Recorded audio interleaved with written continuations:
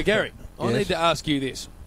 When you're the king of the jungle and you have no natural predator, which our man here doesn't have, you take him on at your peril.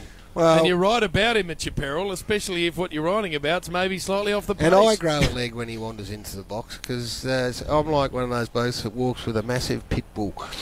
Just don't come at me because I'll unleash it. That's it. And then all of a sudden I get tougher as a result. No doubt about that. And an article gets written about him last week. So what was the word? Well, you'll have to remind, or Warrior will, because I'm not a real big reader of that particular Well, it was in the column. Sunday Herald Sun, and John Ralph was filling in for John Anderson. By the way, I hadn't read it, and I got a text. Guess from who? on the inside cover, and it was Johnny Ralph, who we love in this box, taking on our man Wayne Carey. Look, it was a nothing article. It was basically saying that I owed the Kangaroos to go down there and coach their forward line. You said you're negligent not to do so. Not to do so. Oh no. Negligent, Doug. And he also hinted that Brad Scott and I didn't get along. Oh. We weren't best mates, which we're not, but we get along. But we're not best mates. So it was just look. I read it after Purple sent me the text. So I got it out and read it. And you'd already read it. And isn't it funny? There's been so much written about me over the years, boys. It's probably on the lighter side, let's be honest. But you get a little bit upset, and then when it all sinks in, you sort of look at it and you look who's written it, and you sort of go, well, fair dinkum, Ralph Malph. Like, come on. So I didn't think about it, but I'm looking forward to running into him. Yeah, today. Yeah, hopefully. Yeah. But just to colour in, I like to. I don't like time you don't like to to fester. Well, then I'll settle down too much. That's then right. I don't want to be settled down too much. What if you saw him in the coffee machine at half time today? What would you say? I'd just ask him, as one of our wannabe politicians, please explain. That's all. Hey, that's all. Just call him over and just ask him. Call him over. To colour in the conversation a little bit, you did speak to Scotty, the next day? I spoke to Scotty the next day. He was as bemused as you were? He was. He actually had a bit of a go at you in the same article, Gary. Now we better call it up. Hey, now then. Luke, can we get that? He did. Get me a read, please. You were mentioned in the article saying that someone has had a go at you about the same thing, that you sit in the media, we sit in the media and comment about things that the Kangaroos are doing wrong in their forward line. Why don't we go down and help? So it was Wayne Britton. It was a little bit. He wants me to go. It was a little bit of a whack. No, to Melbourne. A little bit of a whack to you. No, it was a whack to you. Yeah. It was a Wayne Britton comment where you said you're a sniper. Oh no! By have never rolled the sleeves up and gone coaching. Jeez. This is Wayne Britton's words, yes, and you were made aware of it when he said it. Ralph Malph repeated it. Highlighted them. He did. Tell you what, Gary went from mild interest in the story to real interest. Hang on.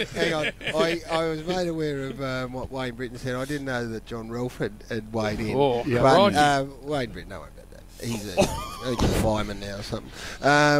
But what I've learned over the years, as a 20-year person now in the media, I used to get a bit prickly. When you did? When I remember criticism. I remember it. When criticism. Real wandered across your desk. They're fresh memories. I'm in a much better place. Yes. I just sit there. I say, well, hey, it would be hypocritical of us in the media to turn around and have a crack at someone who's critical of us, because that is what we do. And look, if you've been criticised in the past, I hope it's been for good reason. There's a paragraph here that's written by John Ralph. The likes of Gerard Healy and Gary Lyon would have been elite AFL coaches, but were swayed by personal reasons and the lucrative pull of the football media. Yep. Would you have been an elite coach, Gary? Well, that would remain to be seen, wouldn't it? Obviously. I reckon you would have made a fair fist of it, for what it's worth. Well, that remained. You wouldn't never know until you got into the chair, Damo, but it's... you were offered a job, weren't you, once? Can we talk about that? Purple. Someone has texted me saying they have seen the contract in question, that it was yours for the taking, Gary. And I believe this person 100%. Oh, yeah. I know exactly who it is. You may not. I bet you I do. No, you don't. And he wouldn't know anyway. He said he saw the contract to you to offer you the coach an AFL club. He can barely read that bloke you're talking about. How do you know that? I know exactly who it is. No, you don't. Fat I'll Bill. never cough up a Fat Bill. Fat Bill. That's who it was. He reckons he read it. I reckon I think he saw a contract from the refrigeration man. Which club was it? No, there's no. Move on, Damo. But it was an offer. Like the way I've had it told. This is separate to what you've been telling me about it anyway. I haven't told you anything about it. About 2 years ago you did. Oh, God. Over a bit. There was an offer for you to coach a footy club. That's okay. But there was an offer. It was not, if you want this job, it's yours. It was that categoric. Gary just said there were 4 offers. Now, no, well, we all know that was the case. Yes. That was a while back. It's never been confirmed, Jim. Oh, I see. I want to get it on record. I would love him to have taken any job. Yeah. And then had to front up to us in the press conference. And I would have had to call him beforehand and say, if you get grumpy with us and don't give us the answers we want, get all because you go down to a press conference, would you? No, Gary, if you were doing it, I would have gone down. And me and the force would have stood in the front and gone, Gary, we've got questions for you. Media person and said, those two out. But he is not starting. Jim is a trained D grade. D grade